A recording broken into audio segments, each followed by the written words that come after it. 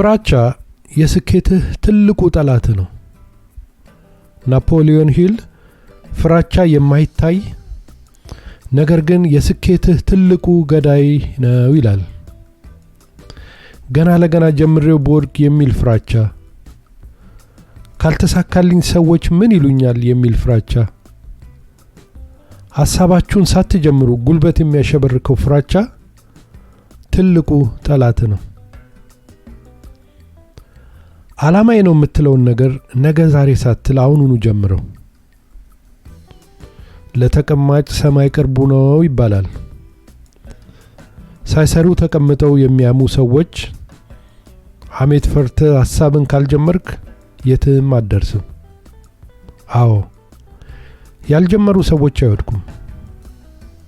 አንተ ወይንም አንቺ ዛሬውኑ ፍራቻችሁን አስወግዳችሁ ጀምሩና ከመንጋው ራሳችሁን በመለየታችሁ ትደሰታላችሁ።